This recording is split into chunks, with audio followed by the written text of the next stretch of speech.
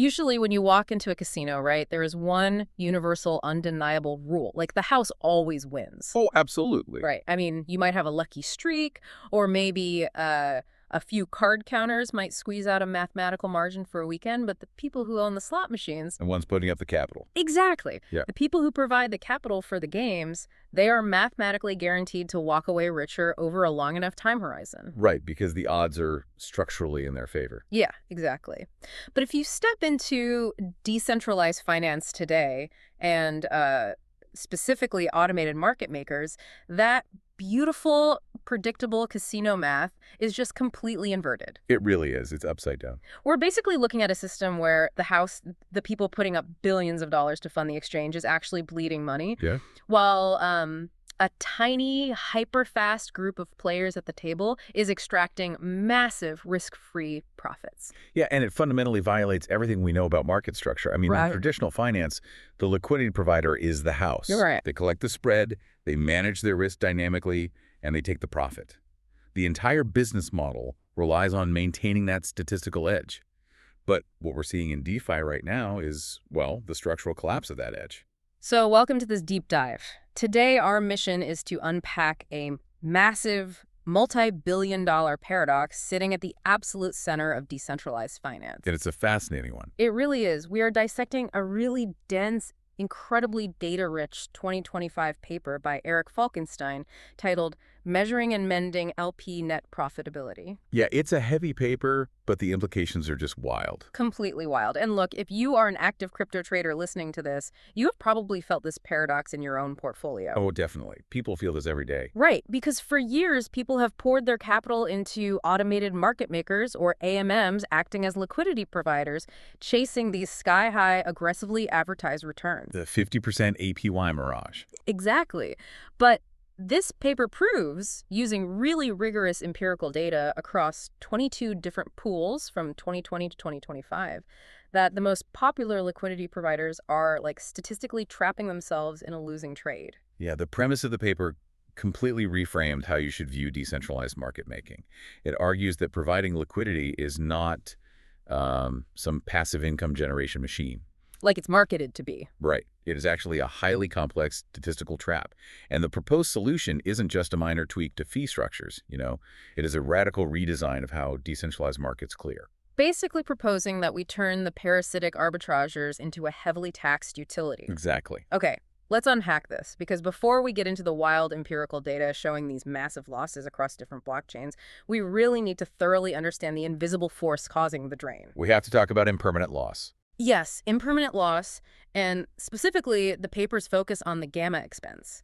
Because when you read the marketing materials for these protocols, impermanent loss is often pitched as a temporary fluctuation. Right, like a little speed bump. Yeah, the implication is always if you just wait long enough, the price will revert and you'll be completely fine. And the paper absolutely dismantles that narrative. It frames impermanent loss not as a glitch or some temporary setback, but as the statistically certain consequence of holding a negative gamma position. Negative gamma. Okay, to really grasp this, we have to look at the mechanical difference between how traditional exchanges and AMMs operate. Right? Yeah, let's break that down. Traditional exchanges run on centralized limit order books, or CLBs. Like the New York Stock Exchange or Coinbase. Exactly. The market makers on those platforms are incredibly active. They're absorbing real-world news, tracking supply and demand, and, constantly adjusting their bids and asks. So if macroeconomic data drops and an asset begins to crash, they instantly cancel their buy orders. Right, they move their prices down. They actively defend their capital. But an AMM doesn't have that capacity at all. No, not at all. It operates on a brutally simple mathematical curve, traditionally the constant product formula, which is just x times y equals k. Wait, so literally just the amount of token A multiplied by the amount of token B in the pool must always equal a constant number? That's it. That's the entire brain of the exchange. The AMM is structurally blind.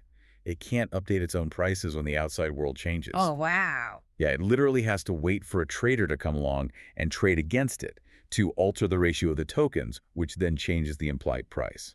And that structural blindness creates the gamma expense. Exactly. The paper ties this directly to the classic Black Scholes options pricing model. Okay, bear with me here because options math can get dense. Right. So in the options market, if you sell a straddle, meaning you sell a call and sell a put, simultaneously you take on negative gamma. Meaning you are mathematically exposed to volatility. Yes.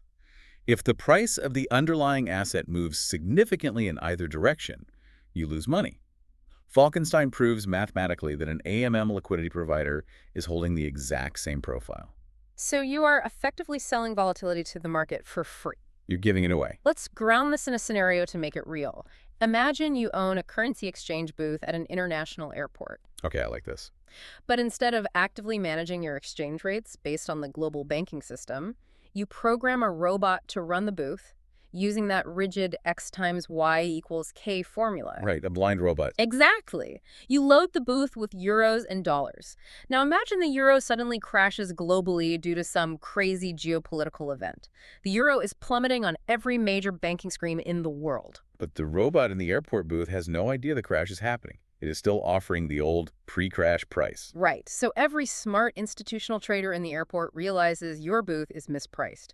They rush over and start dumping their completely depreciating euros into your booth in exchange for your highly valuable dollars. And because of the mathematical curve, every time a trader buys dollars, the price of your remaining dollars goes up slightly. But it's reacting linearly to the trades, not instantly to the global market. Right, it's too slow. So by the time the dust settles and your robot's formula finally adjusts the new real-world price of the euro, your booth is almost entirely filled with the losing currency. You literally paid the market to update your own prices. That is just brutal.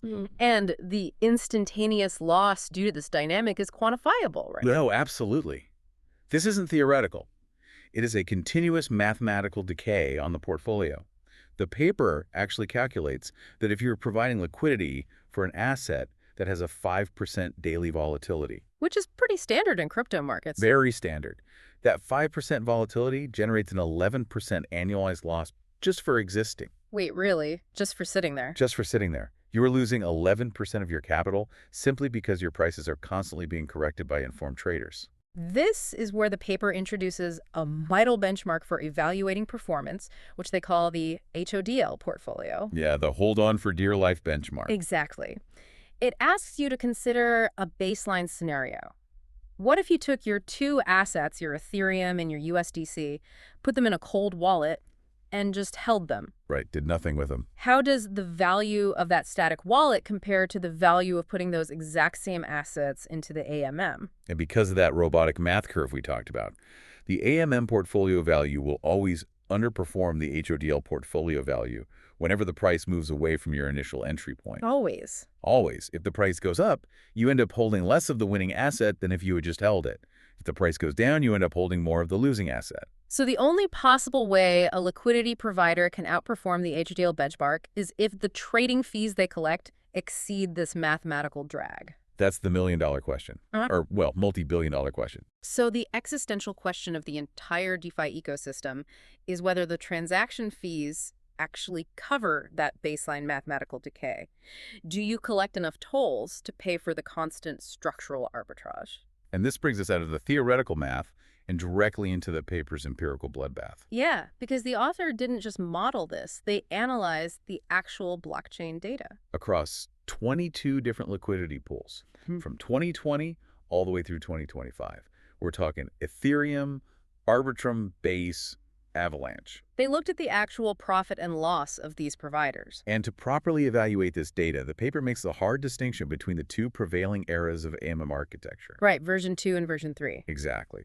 Version 2, which it classifies as capital inefficient, and version 3, which is aggressively marketed as capital efficient. Let's define those. In a V2 pool, your liquidity is spread evenly across the entire mathematical curve, covering every possible price from 0 to infinity. Which means the vast majority of your capital is just sitting there doing absolutely nothing. Right, like if Ethereum is trading at $2,000, the capital you have sitting at a price point of $10 or $100,000 is useless. It never earns fees. Yeah, the industry recognized this massive inefficiency, which led to the development of V3. And version 3 introduced concentrated liquidity. Right. So LPs were given the ability to specify the exact price range where their capital would be deployed. So you could say, I only want my capital used when the price of Ethereum is between $1,900 and $2,100. Exactly. Yeah. And on paper, this sounds vastly superior. Your capital is densely packed right around the active trading price, meaning you should capture significantly more fees per dollar deployed. But standard APY is completely useless for evaluating this. Look, totally useless. Because if I pick a 5% range and you pick a 20% range, our implied leverage is entirely different. You can't just throw out a blanket APY for the pool when every single user has a completely customized risk profile. You're comparing apples to oranges at that point. So how does the paper standardize the performance measurement across all these different ranges? The methodology here is crucial. Falkenstein completely abandons traditional yield metrics and relies on a stationary metric called the variable cost ratio, or the IL to fee ratio. Okay, how does that work? It is a brilliant way to cut through the noise. You take the impermanent loss, that gamma expense we discussed, and you divide it by the fee revenue generated. Okay, simple enough. If the ratio is exactly 1.0, the LP is breaking even. The fees perfectly cover the losses. Right. If it's below 1.0, the fees outpace the losses, and the LP is actually generating a net profit. And if the ratio is above 1.0? The LP is bleeding money. And the findings here are just a complete paradigm shift. The data shows that the old, clunky, capital-inefficient V2 pools actually generate a modest net profit. Yeah, it's counterintuitive, right? They average an IL to fee ratio of about 0.6 down 7. So when you translate that back to traditional terms, it equates to a real net APY of around 5 to 9%. Right. It's not the absurd 50% yields you see advertised on Twitter, but it is a solid, structurally sound return. But V3, the shiny, upgraded system that holds the vast majority of decentralized liquidity today, is a slaughterhouse. The empirical data on V3 is devastating. Across the analyzed time frame, the V3 pools have an average IL to fee ratio of approximately 1.1C. So they're consistently losing money. Consistently. 13 out of the 18 V3 pools analyzed generate statistically significant net losses for their liquidity providers. The system is fundamentally unprofitable for the people funding it. Exactly. And what's fascinating is how V3 creates completely new vectors for extraction. Like, the paper highlights this phenomenon called just-in-time, or JIT liquidity. Oh, JIT liquidity is wild. Let's walk through the February 24th, 2025 anomaly that the paper details, because it perfectly illustrates the predatory environment LPs are operating in. Okay, yeah. So on that specific day, in the Ethereum USDC pool with a 5 basis point fee tier, the baseline liquidity sitting in the pool was hovering around $10 million. Just a normal day. Right. But then, out of nowhere, for a single transaction block, the liquidity spikes 100-fold to over $800 million. Wait, someone just injected hundreds of millions of dollars of capital into the exchange for a fraction of a second. Yes. They executed a highly coordinated extraction. Arbitrageurs and maximum extractable value, or MEV, searchers have incredibly sophisticated infrastructure. Right. They monitor the pending transactions waiting to be confirmed by the blockchain network. Exactly. They look at the mempool, right, and they identify a massive, highly profitable trade coming in from a retail user, say, a multi-million-dollar swap that will generate substantial fees. Okay, so they see the trade coming. What do? The searcher dynamically bundles 3 transactions together. First, they inject massive liquidity into the pool at the exact current price tick. So they become the dominant liquidity provider for that specific second. Right. Second, the retail user swap executes. And because the searcher now provides 99% of the liquidity at that price, the searcher captures 99% of the trading fee. Unbelievable. And third, the searcher instantly withdraws their liquidity. All of this happens within a single block. They swoop in, front-run the passive liquidity providers, steal the fee revenue, and completely vanish. Yep. So the passive LPs sitting in V3 are getting their fee revenue stolen by JIT bots, and their baseline gamma expense is eating whatever meager fees are left over. Leading to that 1.16 loss ratio. Exactly. This begs an enormous psychological question. If the data clearly shows V3 is unprofitable, why is there over $800 million in daily trading volume routed through it? Why do people keep funneling their capital into a machine that mathematically bleeds them? The paper frames this dynamic as a classic winner's curse. The complexity of V3 essentially weaponizes human psychology. How so? Well, Many protocol front ends and analytics dashboards prominently display gross fee returns rather than net profitability. Ah, so they hide the impermanent loss. Exactly. Furthermore, protocols often mask the structural losses by distributing arbitrary governance tokens as an artificial yield enhancement. Right, the liquidity mining incentives. Right. So an LP looks at their dashboard, sees a mirage of a 50% APY factoring in these protocol emissions, and decides to aggressively oversupply liquidity into incredibly narrow price ranges. Because they think tighter ranges equal higher capital efficiency and therefore more fees. The reality is, by crowding into these ultra-tight ranges, they are massively diluting the available fee pool for everyone else, while simultaneously maximizing their exposure to the gamma expense. Because if the price moves even slightly out of their narrow band, They hold 100% of the depreciating asset and stop earning fees entirely until the price reverts. wow. So they are aggressively fighting each other for pennies in fee revenue while ignoring the dollars leaking out the back door through impermanent loss. Exactly. It's like everyone rushing to build their currency exchange booth on the exact same square foot of the airport terminal, slashing their transaction fees to outcompete each other, and completely ignoring the fact that the exchange rates are violently swinging against them. That is a perfect analogy. So we have established a system where validators are being bribed, passive LPs are being bled dry, and the promised yields are a complete mirage. A structural failure. Right. So if the LPs are losing all this capital, whose pockets is it actually going into? This transitions us naturally into the paper's intense analysis of the arbitrageurs, the apex predators of this ecosystem. To understand the arbitrageurs, Falkenstein argues we have to fundamentally rethink what an AMM actually is. Okay, rethink it how. Well, the industry likes to view decentralized exchanges as primary markets, where price discovery happens. But structurally, because of blockchain mechanics, AMMs are actually derivative markets.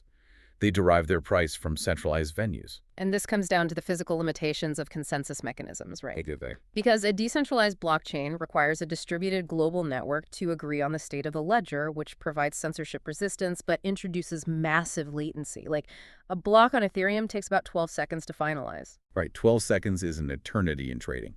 On a centralized exchange, or CEX, like Binance or Coinbase, trades execute in milliseconds matching a centralized limit order book. So because the blockchain latency is orders of magnitude slower, the decentralized exchange price will always trail the centralized exchange price. Always. The AMM can never lead price discovery. If macroeconomic news drops and Binance instantly prices Ethereum down $50, the AMM will still sit at the old price until the next block is built. So the robot in the airport booth again. Exactly. The arbitrageurs operating in this space do not need mystical alpha. They aren't running complex predictive quantitative models to guess where the market is going. Not at all. They simply need raw execution speed and an API connection to the centralized exchange. They look at the current reality on Binance, and they trade against the outdated past of the AMM. And the profitability of simply ferrying the true price from the centralized venue to the decentralized venue is staggering. The paper's data breaks down the margins. These arbitrageurs generate a pre-gas APY of 82%. 82%. Right. And even after paying the exorbitant network fees to the blockchain validators, their net post-gas APY sits at 68%. Risk-free. Pretty much. Furthermore, they absolutely dominate the network, accounting for 64% to 72% of all trading volume on these major V3 pools. The natural economic question here is why perfect competition doesn't drive these outsized profits down to zero. Right, because in a rational, frictionless market, if a risk-free 68% APY exists, thousands of well-capitalized firms should enter the market, compete with each other to capture the arbitrage, and continually bid down the profit margin until it reflects a baseline risk-free rate. But that just doesn't happen. Let's explore why that traditional economic gravity fails here. It's a combination of massive technical barriers and really complex game theory, isn't it? Yeah, let's start with the barriers. The barrier to entry isn't predictive trading skill. It is entirely infrastructural. So server racks and code. Exactly. To even compete, you need flawless smart contract coding, highly optimized API parsing to read the centralized order books, and expensive, globally distributed low-latency nodes to submit transactions faster than anyone else. That filters the playing field down to a very small, elite handful of actors right away. It creates a power law distribution typical of high-frequency trading,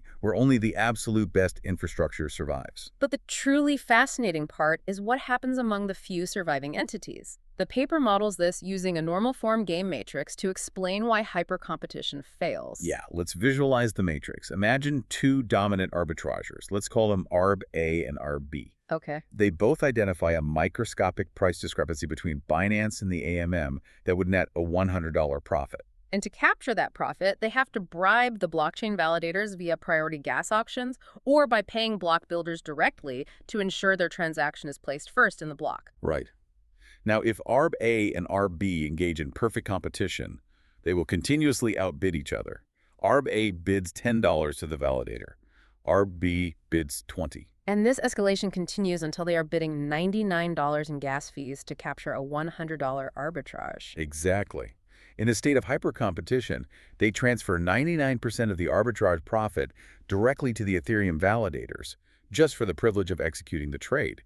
Their net profit approaches zero. They are basically trapped in a prisoner's dilemma. If they both compete aggressively, they both lose their margins. So they simply look around the virtual poker table, realize there are only a few players capable of executing the trade, and tacitly agree not to destroy each other. They form a cartel. The system settles into a Nash equilibrium of non-competition. The arbitrageurs intentionally widen their parameters. They wait. They allow the price discrepancy, the gross edge, to grow significantly larger before stepping in. Right. Instead of fighting over a microscopic 0.01% price difference, they wait until the spread is wide enough that even after paying the validator bribe, the net profit is substantial. By refusing to compete on the microscopic margins, they preserve massive profitability. It is entirely rational behavior on their part. But it is a stunning realization for us. The entire decentralized financial system, holding tens of billions of dollars in locked value, fundamentally relies on a tiny cartel of pseudonymous, highly profitable bots to act as the exchange's pricing oracle. Yeah, that's exactly what they are, pricing oracles. And to sustain this architecture, the protocol mathematically taxes the everyday liquidity providers into oblivion. The machine is completely misaligned. It's broken. If hypercompetition won't drive fees to zero natively, the protocol has to force the issue structurally. And that brings us to the core of Falkenstein's thesis, the radical proposal to fix the machine. The paper suggests a paradigm shift that embraces the reality of the ecosystem rather than fighting. Okay, what's the shift? If the arbitrageurs are going to extract this value anyway, and if their role is actually vital to keeping the AMM pegged to the broader market, the protocol should officially integrate them. Integrate them how? The proposal centers on giving the arbitrageurs zero-fee trading on the AMM. Wait, if the protocol eliminates trading fees for the exact entities draining the system, how does it survive? The zero-fee trading is the carrot. The stick is that the protocol dynamically levies a 90% tax on their gross arbitrage profits. Whoa.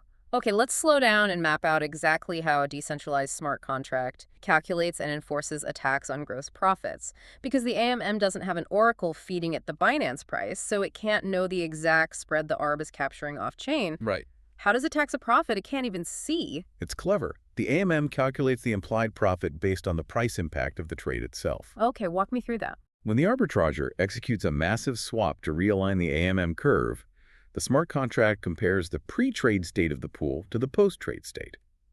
The mathematical difference between the execution price and the new post-trade marginal price represents the gross value the arbitrager just extracted to move the curve. So the math reveals the profit. Yes, and the smart contract captures 90% of that calculated value directly within the transaction execution. We are basically vertically integrating the parasite into the host body. That's one way to put it, yeah. We're telling the arbitrageurs, you get a VIP pass, no standard fee drag on your trades. You can trade as fast and as often as you want, but we algorithmically extract 90% of the value you generate from moving the curve. Exactly. But why on earth would these highly profitable ARBs agree to operate under a 90% tax? They're making 68% APY right now. It comes down to volume and capital velocity.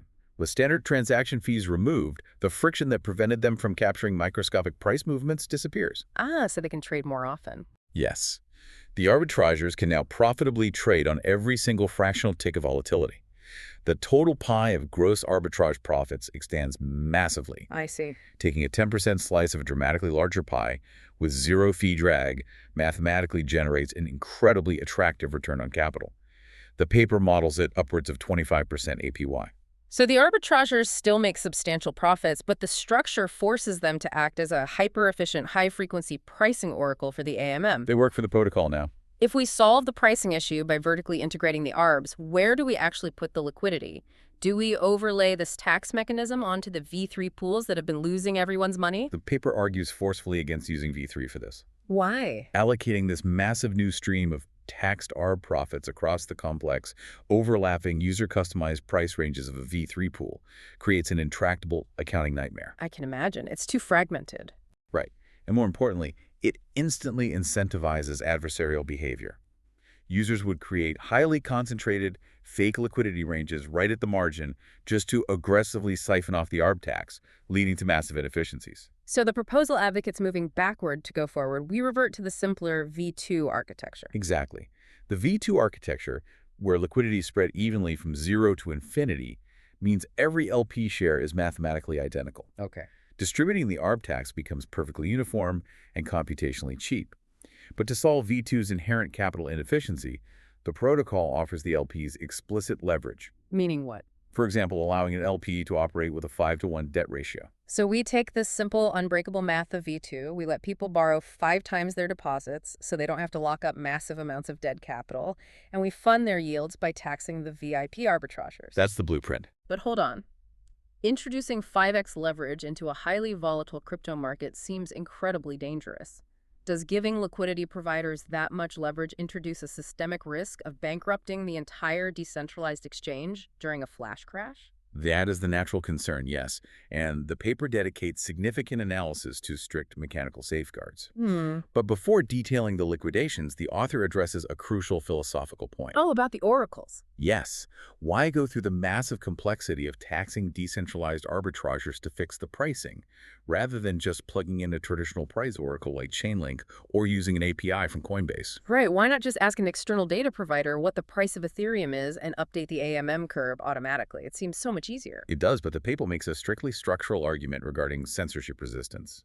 Relying on external regulated entities creates a single point of failure. Ah, I see. Companies like Coinbase or the centralized node operators behind major oracle networks are subject to traditional financial regulations and governmental administration. Like the Dodd-Frank Act and things like that. Exactly. And the author argues, and we're just reporting the paper's stance here, remaining totally neutral on the politics of regulation, the author argues that by vertically integrating the pseudonymous arbitrageurs through mathematical incentives, the exchange remains entirely permissionless and uncensorable. The protocol doesn't rely on a regulated corporation. It relies purely on economic game theory. Right. It maintains the core ethos of decentralization by building the oracle natively into the market mechanics. Okay, that makes sense from a crypto-native perspective. But returning to my systemic risk fear, if I am an LP operating with 5x leverage and the broader market crashes violently, how does the system process that without the protocol itself absorbing massive bad debt? To understand the safety mechanism, we have to make a vital distinction between two financial states. They're often conflated but are mathematically entirely different. Which are? Insolvency versus bankruptcy. Let's break those down. Okay, so bankruptcy is a state where your total liabilities exceed your total assets. Your net worth is mathematically negative. Right, you're in the hole. If an account hits bankruptcy, the lender, in this case, the protocol, takes a direct financial loss. Got it. Insolvency, however, is a liquidity crisis, not a solvency crisis. It simply means you have exhausted the specific currency required to settle a specific transaction, even if your total portfolio net worth is still highly positive. It's like a highly profitable real estate firm that owns $100 million in commercial property outright. But on a random Friday, they only have $10,000 in liquid cash in their checking account, and they owe $20,000 for payroll. Right. They are technically transactionally insolvent for that specific payroll debt, but their balance sheet is overwhelmingly positive. They are nowhere near bankrupt. That is the exact dynamic at play. Under the 5x leverage model proposed, an LP's portfolio triggers an insolvency state drastically earlier than it approaches bankruptcy. How much earlier? Well, operating at 5x leverage means the LP has 20% equity in the position. If the market price moves 36% against them, their balance of one specific token hits 0. Okay, so they run out of ETH, for example. Right. They are insolvent in that currency. But because of the underlying collateral, they don't actually hit bankruptcy where the protocol's assets are threatened until the price moves a massive 75%. So a 36% move triggers the liquidation process, but the protocol isn't at risk until a 75% move. That creates an enormous 39% safety buffer. And that gap is the systemic firewall. The moment the LP hits that 36% insolvency threshold, the smart contract flags the account. And what happens next? Automated liquidator bots, driven by a small bounty fee, instantly step in to close out the defaulting account. Because the account still holds significant overall equity, the liquidator easily sells off the remaining assets, repays the protocol's borrowed capital, takes their fee, and the LP is left with whatever equity remains. So the protocol is made entirely whole long before a loss is actually realized. Exactly.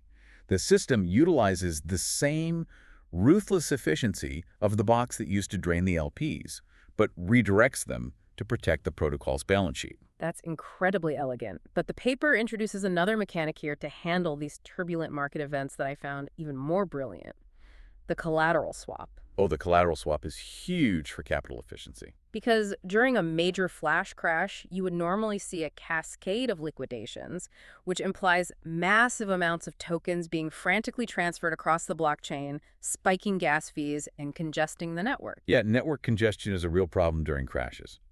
To mitigate that, we have to look at the exact accounting of a market crash within this closed ecosystem. Okay. Imagine the price of Ethereum violently drops. The liquidity provider, acting as the house on the AMM, is forced by the curve to buy the crashing asset. Because that's what the math dictates. Right. They end up holding massive excess inventory of Ethereum and a severe deficit of US dollars. Because the entire market was dumping ETH onto the AMM to exit their positions. Precisely. Now, examine the arbitrager who facilitated that price drop. To push the AMM's price down to match the crashing Binance price, the arbitrager had to sell massive amounts of ETH into the AMM, extracting USD. Okay, so the arbitrager finishes the sequence holding an excess of USD and a massive deficit in their ETH inventory. Exactly. They are perfect mirror images of each other on the ledger. The LP is sitting on a mountain of ETH and desperately needs USD to balance their leveraged debt. The ARB is sitting on a mountain of USD and desperately needs ETH to reload their inventory. It perfectly offset. In a normal DeFi environment, what happens next? It's usually a mess. It's highly inefficient. Both the LP and the arbitrager would have to withdraw their unbalanced portfolios from the smart contract, pay massive blockchain network fees, bridge the assets to a centralized exchange like Binance, pay trading fees to swap the assets back to their target ratios, and then pay deposit fees to bridge the capital back into the AM. It is a massive drain on capital and network resources, just friction everywhere. But Falkenstein points out that because both actors are operating within the same integrated smart contract, they don't actually need to leave. The protocol simply executes an internal atomic collateral swap. Yes. The smart contract identifies the LP's excess ETH and the ARB's excess USD, and it simply nets them against each other internally on the protocol's ledger at the current Oracle price. Right, without ever hitting the broader blockchain network. It's brilliant. It's like two massive trading desks realizing they hold perfectly offsetting risks. Instead of both going to the open market, paying clearinghouse fees, and widening the spread, they just cross the trade internally. You need ETH, I need dollars, we're good. This internal netting mechanism acts as a profound pressure relief valve for capital efficiency. Because they don't need to hold as much reserve capital. Exactly. By settling these imbalances without moving tokens across the broader blockchain, it drastically reduces the amount of real, hard capital both the LPs and the arbitrageurs need to keep parked in the system. It strips out the friction of transaction costs and creates a beautifully self-contained, highly resilient economic engine. It genuinely feels like this architecture solves the core paradox we started with. You tax the high-speed bots, you use that massive revenue stream to fund the liquidity providers, you give the LPs managed leverage so their capital is efficient, and when the market violently swings, you swap the balances internally to protect the network. It's a very robust design. But the implications of this paper extend far beyond just fixing AMM liquidity, don't they? Oh, absolutely. This is where the paper scope truly expands. Once you successfully build this hyper-efficient, leveraged, internally netted engine, you accidentally solve two of the biggest, most complex challenges in crypto. Falkenstein argues that if you implement this architecture successfully, you lay the native foundation for the holy grails of decentralized finance, organic perpetual contracts, and truly decentralized, robust stablecoins. Let's dedicate some serious time to breaking both of those down, starting with perpetual contracts, or perps. Okay, let's do it. Perps are massively popular. They dominate crypto trading volume. For the listener, a perp is essentially a futures contract that never expires. Right. It allows a trader to use extreme leverage to speculate on the price of an asset without ever actually owning the underlying token. So how does this new AM architecture naturally transition into a perp exchange? The transition is actually seamless mathematically. Yeah. We just established that the AMM is perfectly capable of managing leveraged liquidity providers and leveraged arbitrageurs using the insolvency buffer and the automated liquidation engine, right? Right. Well, if the smart contract can safely manage 5x leverage for the house, there's absolutely no technical barrier to offering the exact same margin treatment to everyday retail traders. Oh, I see. If a trader wants to open a leveraged long or short position, the AMM processes it using the exact same risk engine. You have effectively built a decentralized perp exchange natively on top of the AMM. Wow, just by letting anyone use the margin system. Exactly. But the critical revolution here is how the price of the perp is anchored to reality. This requires us to unpack the funding rate, which is the mechanism current perp exchanges use. It's a concept that confuses a lot of traders, but it's vital. It's the anchor. Right. If a perp contract doesn't expire, it doesn't have settlement date to force the derivative price to match the real-world spot price.